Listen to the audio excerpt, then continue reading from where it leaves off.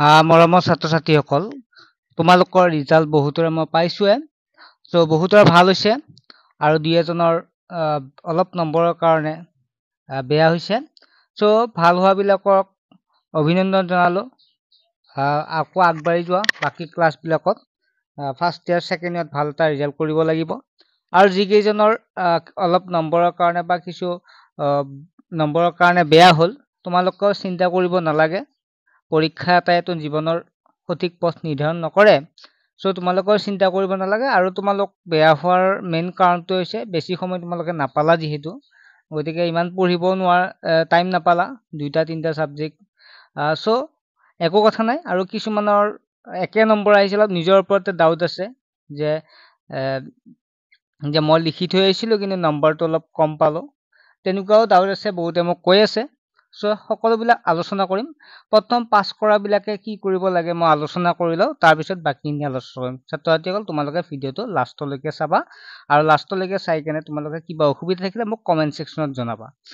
ছাত্ৰ-ছাত্ৰীসকল, যিবিলাকে পৰীক্ষাত পাছ কৰিলা, তোমালোকে এতিয়া তোমালোকৰ ইচ্ছা অনুসৰি আৰ্টছ, ছায়েন্স বা কমাৰ্চ পঢ়িব পাৰিবা।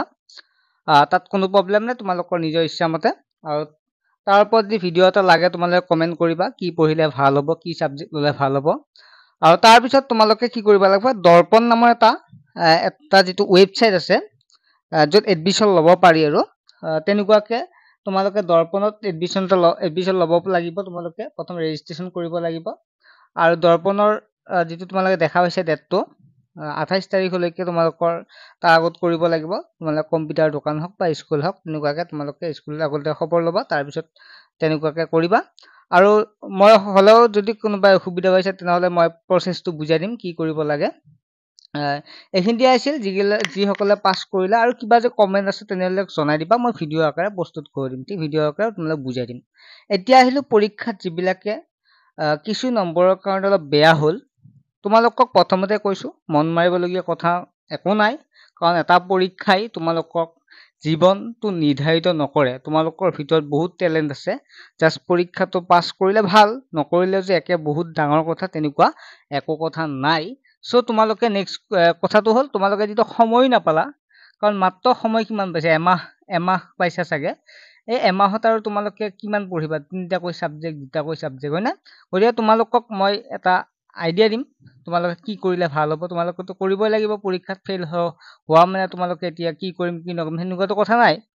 তোমালোকে এটা কাম কৰিবা, তোমালোকে ক্লাছ 10ত আকৌ এডমিশ্যনটো লৈ ল'বা, ঠিক আছে? যিবিলাকৰ অলপ অসুবিধা আছে তেতিয়াহ'লে ৰিচেকিং যিটো ছিষ্টেম যদি আহিবই লাগে, আহিলে তোমালোকে মুকলি কৰি দিব। মুকলি কৰি দিলে তোমালোকে ৰিচেকিং কৰিবা, কিন্তু এডমিশ্যনটো লৈ ল'বা, কাৰণ ৰিচেকিং ৰিজাল্ট দিওঁতে বহু সময় লাগিব, নহ'লে তোমালোকে এটা বছৰ এনাই যাব। অৰ্থাৎ তোমালোকক মই যিহেতু ভালদৰে বুজাই দিছোঁ যে তোমালোকে কি কৰিবা, ৰিচেকিং কৰি কেনে তোমালোকে অপেক্ষা কৰি নাথাকিবা। যিবিলাকৰ ডাউট আছে, যদি তোমালোকে ৰিচেকিং কৰিব বিচাৰা, যদি মুকলি কৰি দিয়ে, চ' দিয়াৰ চান্স এটা আছে। তোমালোকে কি কৰিবা, এডমিশ্যনটো লৈ ল'বা তোমালোকৰ বিদ্যালয়তে, ক্লাছ 10ত এডমিশ্যনটো লৈ ল'বা। এতিয়া কথাটো হ'ল, এডমিশ্যন লৈ তোমালোকে ভালদৰে পঢ়িবা, যাতে অহা বছৰ মানে বেছি সময় নাই, হয় নহয়? এতিয়া তোমালোকৰ জুলাই মাহ পৰিলে, জুনৰ যিহেতু আজি লাষ্ট উইক, গতিকে জুলাই পৰিলে, গতিকে ক'ত কিমান মাহ আছে, 7-8 মাহ আছে। চ' তোমালোকে এইখিনি ভালদৰে পঢ়ি কেনে তোমালোকে ৰিজাল্ট ভাল কৰিব লাগিব। আৰু যিবিলাকে টিউশ্যনত যাব অসুবিধা পোৱা, এতিয়া এবাৰ পাছ নকৰিলোঁ, এইবিলাক লাজ কৰিব লগা কথাই নাই। তোমালোকে যাবা, যিবিলাকে অসুবিধা পোৱা তোমালোকে মোৰ লগতে তোমালোকে টিউশ্যন কৰিব পাৰিবা। ক্লাছ 10ৰ বেটছ এটা ল'ম, তোমালোক যিবিলাক কম্পাৰ্টমেণ্টেল বা এইবাৰ যিবিলাকে বেয়া হ'ল তোমালোকেও ল'ব পাৰিবা। আৰু যিবিলাকে নতুনকৈ এইবাৰ মেট্ৰিক দিব তেওঁলোকৰ কাৰণেও জুলাই 1 তাৰিখৰ পৰা ক্লাছবিলাক হ'ব।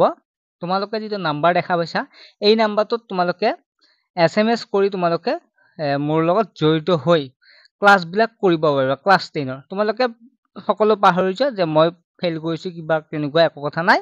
তোমালোকে আকৌ আৰম্ভ কৰা, মোৰ লগতো আগবাঢ়ি যাব পাৰিবা। তোমালোকে তেনেকুৱাকে আগবাঢ়ি গ'লে তোমালোকে এটা ভাল ৰিজাল্ট কৰিব পাৰিবাই, ঠিক আছে?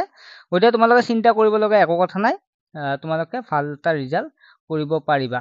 ঠিক আছে, তোমালোকে যিটো হোৱাটছএপ নাম্বাৰ আছে হোৱাটছএপ নাম্বাৰটো তোমালোকে SMS কৰিলে হ'ল। তোমালোকৰ বহুতে বেয়া কৰা ছাত্ৰ ছাত্ৰীয়ে মোৰ লগত কণ্টেক্ট কৰিছে, তেওঁলোকেও জইন হ'ব, আৰু নতুনকৈ যিবিলাকে দিব তেওঁলোকেও জইন হ'ব। গতিকে তোমালোকে তেনেকৈ আগবাঢ়ি যোৱা। মই নোটছবিলাক লগতে আটাইখিনি তোমালোকৰ লগত জড়িত হৈ থাকিম।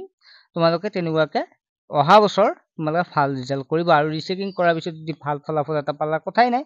ঠিক আছে, তোমালোকে মেইনলি মই কৈছোঁ যে যিবিলাকৰ বেয়া হৈছে তোমালোকে আকৌ পঢ়া, একো কথা নাই, হয় নহয়? তোমালোকে আকৌ পঢ়া আৰু নেক্সট অহা বছৰ এটা ভাল ৰিজাল্ট কৰিবলৈ চেষ্টা কৰা।